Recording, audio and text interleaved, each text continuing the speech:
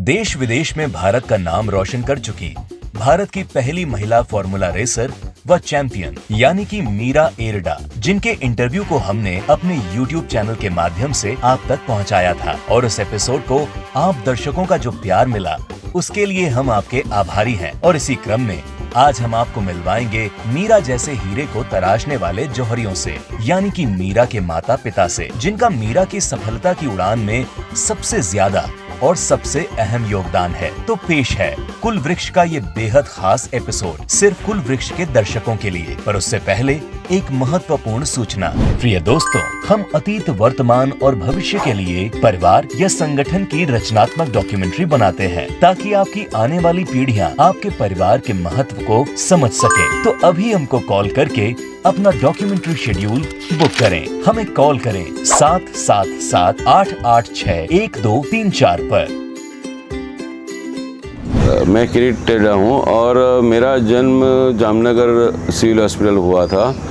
ऐसे हम लोग सौराष्ट्र से हैं और मेरे जन्म के 4 साल के बाद मेरा स्कूलिंग सब कुछ वगैरह बड़ौदा में, गुजरात में ही हुआ है, ताकि आपको कभी मेरी आवाज़ में ये पता नहीं चलेगा कि मैं काठियावाड़ी हूँ। मेरा स्कूलिंग शुरू हुआ था कारलीबाग कीर्ति कुंज विद्यालय से।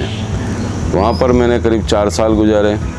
उसके बाद सदा विनय मंदिर कारलीबाग में ही है, वहाँ पर मैंने 12th तक किया और उसके बाद मैंने BSc विथ इंडस्ट्रियल केमिस्ट्री किया विद्यानगर, वल्लभ विद्यानगर से।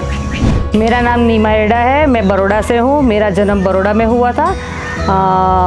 मेरी पढ़ाई भी बड़ौदा में से हुई है। मैं पटेल फैमिली में से हूँ। मेरा लव मैरिज हुआ था। एक्चुअली जहाँ मैं रहती थी मम्मी के घर, जहाँ उसके नीचे एक गैरेज था, किरीट वहाँ पे आते थे। मेरे एक फ्रेंड ने गैरेज खोला था जो नीमा के घर के नीचे ही गैरेज था।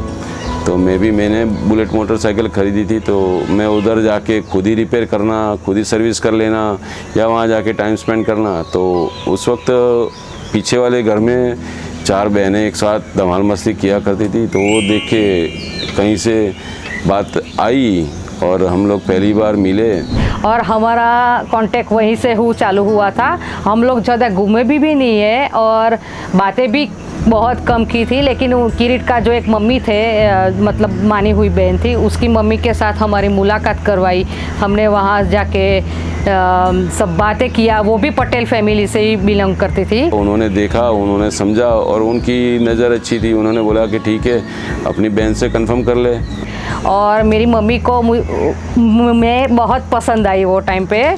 और क्या है कि किरीट को भी वो सब परमिशन लेना का था, जो भी हो शादी के लिए, तो वो मम्मी ने अलाउ किया। तो हम लोग ने किरीट के फैमिली में जाके मुलाकात की। फिर वो लोगों को भी परमिशन दिया और उसके बाद 1 साल के बाद वो मम्मी के, क्योंकि मैंने लव मैरिज किया था, तो उसके बाद उनकी बहन जब बाबा US से आई, उसके बाद हमारा धूमधाम से शादी हुआ था हमारा। मेरे घर के अंदर 6 बच्चे हैं।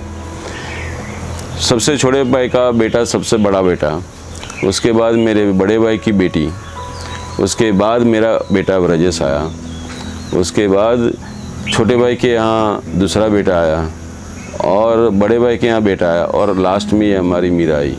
तो ये जो गोकार्टिंग का प्रोजेक्ट है वो मेरे किसी फ्रेंड ने शुरू किया था 2000 में। तो उन्होंने पार्टनरशिप में शुरू किया, 3 साल उन्होंने चलाया। फिर उनका ही कुछ आपस में झगड़ा होते रहता था, हिसाब वगैरह होता नहीं था, तो उसने जाके जगह बंदी कर दी थी। तो एक दिन मैं कहीं से जा रहा था ट्रैक के नज़दीक से ही, तो मैंने देखा कि ये जगह पड़ी है, तो क्यों ना इसको एक टाइम पास, क्योंकि बेसिकली मैं जब छोटा था तब से मैं बुलेट मोटरसाइकिल को खुद रिपेयर करते आता था और उसी को चलाते, लेते, फिरते, घूमते अपने को, मुझे भी एक शौक़ था कि नहीं मैं कुछ करता हूँ इस चीज़ के लिए। वही देख के मेरे को लगा कि नहीं, मैं गोकार्ट वाला ट्रैक जो है, तो जिस फ्रेंड का था वो, उसी को जाके पूछा, भाई ये ऐसे ही जंगल पड़ा है तो मेरे को दे दे। तो उसने बोला कि भैया तू कर, मर पार्टनरशिप मत करना और रेस्टोरेंट शुरू करना, कार्टिंग तेरे काम का नहीं होगा। और मेरे दिमाग में रेस्टोरेंट आज की तारीख में भी नहीं है, आज की तारीख में मेरे ट्रैक पे रेस्टोरेंट नहीं है। अभी रेस्टोरेंट, अभी ये 3 दिन पहले ही फ्राइडे को ही ये मैंने कॉफ़ी शॉप शुरू किया, वो भी किसी के साथ ही कर दिया क्योंकि वो मेरा काम नहीं है। मगर 2009 में मैंने ये जंगल हाथ में लेके, ये इस जगह को, जंगल जैसी जगह थी उसको हाथ में लेके मैंने घर में किसी को बताए बगैर, अगर बताता तो ये लोग मेरे को मना कर देते, तो बताए बगैर मैंने 2 महीने इस जंगल को साफ़ किया, शुरू किया। मैंने सोचा था कुछ पैसा लगेगा और उससे कहीं ज़्यादा लग गया। 6-8 महीना समझे इस चीज़ को, अच्छे तरीके से समझे कि क्या क्या कर सकते हैं, खुद ही मेहनत कर ली।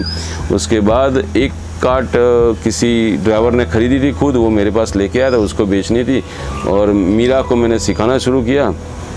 मीरा ने पहली बार में ही ठोक दी तो डर गई थी, बट डरना अपना मतलब नहीं बनता था, तो मैंने उसको फिर से सिखाना शुरू किया। और उसके बाद वो जो किसी ड्राइवर ने कार्ट खरीदी थी वो कार्ट मीरा को चलाने दी और उसके बाद मीरा अच्छे से चला रही थी, तो वो देख के फिर मैंने सोचा कि बिज़नेस यही अच्छा है। मैंने ये कार्टिंग का बिज़नेस शुरू किया और उसके साथ आराम से देखते गए, समझते गए कहाँ से क्या चीज़ें आती है। 4 स्ट्रोक मतलब स्लो वाली जो कार्टिंग चीज़ होती थी उसकी रेसिस नहीं होती थी, प्रोफेशनल रेसिस होती थी 2 स्ट्रोक की। और फिर उस रोटेक्स के लिए एक रेस देखने गए, वो रेस देखने गए, उसी रेस में देखते हुए पता चला कि इसमें तो कोई लड़कियां है ही नहीं। मीरा अच्छी चलाती थी और उस वक्त 2010 में मई महीने में मीरा थी 9 साल की। मेरा बेटा जो था वो 11th स्टैंडर्ड में था और मेरा भतीजा जो था वो 10th स्टैंडर्ड में था। तो वो दो तो पढ़ाई के सिवा और कुछ कर नहीं सकते थे। मीरा के पास और कोई जगह नहीं थी, उसको अगर पढ़ाई करती भी है तो भी हमारे पास टाइम बचता है क्योंकि 5th स्टैंडर्ड थी, 10th तक पहुंचते पहुंचते टाइम लगेगा। मैं जब बुलेट लेके निकलता था तो सालों पहले बुलेट पे मैं मेरे बेटे को भी बिठाता था, आगे बिठाने का, स्टीयरिंग हाथ में पकड़ा देने का। मीरा को बिठाया, मीरा के लिए मैंने स्पेशली अलग तरीके से कुछ किया था, मगर मीरा को उसके ऊपर बिठा के जब हम जाते थे तो मीरा को एक्सीलेटर पकड़ा देते, उसको उस वक्त भी एक्सीलेटर फुल चाहिए था, फिर इसी का अच्छा काम लगेगा। फिर मोटर स्पोर्ट्स का एक छोटा सा इंस्टिंक्ट अपने अंदर घूम रहा था, वो फिर बाहर आया, कार्टिंग का ट्रैक शुरू कर लिया और मीरा को रेसिंग में लगाया। मीरा का ड्राइविंग अच्छा था बट सामने दूसरे लड़के थे तो उनको भी ऐसा लग रहा था कि भाई ये लड़की कैसे कर रही है। तो वो एक छोटे मोटे इश्यूज़ के साथ जैसे जैसे मीरा का मुझे बहुत गुस्सा आता था, तो गुस्सा मैं मीरा के साथ किसी की भी टक्कर हो गई तो उसके साथ में निकाल देता था। वो देखते देखते मीरा ने वो गुस्सा अपने में ट्रांसफ़र किया। वो प्री फाइनल में लास्ट थी, प्री फाइनल में फर्स्ट आई थी। फर्स्ट आके इंजन का किसी इशू की वजह से उसको डिस्क्वालीफाई किया गया, तो C S to start from 13 नंबर से लास्ट शुरू करना था। तो डिप्रेस थी कि कैसे करेंगे। हमने उसको समझाया कि तू तेरा काम कर, हम इंजन प्रॉपर कर लेते हैं। बाकी के लोग खुश थे कि ये लास्ट हो गई क्योंकि ये अच्छे चलती थी, 2nd नंबर पर तो 2 बार ऑलरेडी आ चुकी थी, तो खुश थे कि मीरा लास्ट शुरू करेगी, अब नहीं पहुंचेगी। कुछ नहीं, इसको हमने जो कुछ भी बोला था उसी ढंग से प्रॉपर उसने किया और पहले ही लैप में, स्टार्ट के पहले ही लैप में 3rd पहुंची, 2nd में 2nd लैप, 3rd लैप में 1st और फिर हाफ लैप लेके आगे, सबसे आगे।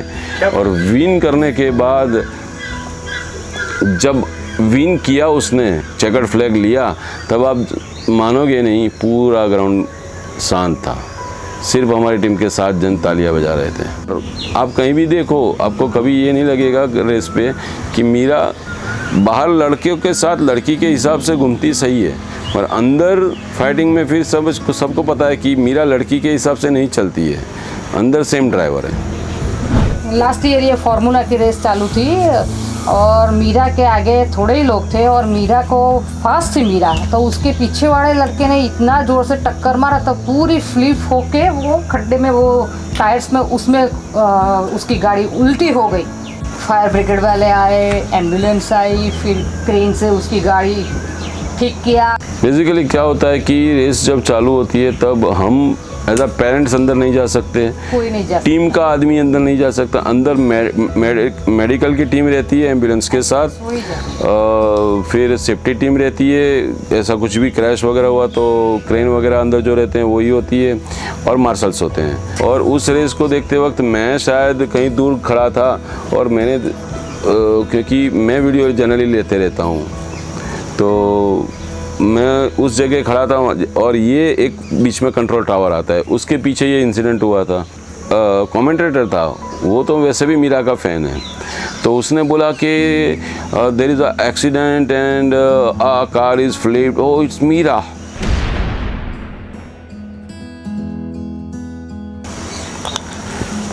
तो मैं तो कहीं दूर खड़ा था, भागते हुए गया। अब जब तक मैं देखता हूँ तब तक मैं किसी को पता नहीं चला, उसके तब तक मैं बाकी की गाड़ियों को रेड फ्लैग करके अंदर लिया गया, क्योंकि इसकी गाड़ी पूरी उल्टी हो चुकी थी। अब उस वक्त मीरा अंदर फंसी थी। इनको एक 5 पॉइंट सेफ्टी बेल्ट लगाते हैं, एक ही बटन दबाएंगे फटाक से खुल जाएगा, फटाक से बाहर निकलना उनको सिखाया जाता है। अब ये अंदर बैठी है, अंदर से निकल नहीं रही, ये बोलती है मेरे को बाहर निकालो एक्सटेंशन मारने से, तो उसको सफोकेशन होने लगा था। मगर फिर भी गाड़ी को फटाफट, क्योंकि वो आदमी लोग सीधा नहीं कर सकते थे, वो ज़्यादा फंस गई थी कार, सीधा किया। तब तक मैं उसके आगे वाले पीछे वालों को पूछना शुरू किया, भाई क्या हुआ क्या हुआ। उनको भी कुछ समझ नहीं पड़ी थी क्या हुआ था। बट बहन जी बाहर निकली, हंसते हंसते आई। कुलवृक्ष की मुहिम एक अच्छी सी मुहिम है, जिसमें हमारे बाद के जनरेशन को ये पता चल सकता है कि उनके आगे क्या हुआ था, उनके माता पिता कौन थे। जो हमें पता है वो उनको शायद आज की तारीख में उनको ब्लैक एंड वाइट फ़ोटो के हिसाब से ही समझ पड़ती है। अगर उन्हें बोलते हुए या सुनते हुए या देखते हुए मिलता है, पता चलता है कि आगे क्या क्या हो रहा था, पुराना घर कैसा था, पुराने लोग क्या थे, तो ये एक बहुत ही अच्छा काम है जो उनके बच्चों को और उनकी आगे की जनरेशन को पता चलते रहेगा। कुलवृक्ष का जो है वो इतना अच्छा है, क्योंकि ये जनरेशन को पता चलना चाहिए कि अपने मम्मी के पापा के उसके आगे के जनरेशन में क्या हुआ था, बड़े के लिए, बड़ों छोटों के लिए क्या होना चाहिए, क्या रिस्पेक्ट करना चाहिए फैमिली के लिए, और पता चलना चाहिए कि पहले के टाइम पे कैसा था, अभी क्या है, हमको क्या करना चाहिए आगे, हमें अपने पेरेंट्स के क्या सीखना चाहिए, वो सब दिखने को मिलेगा उनको।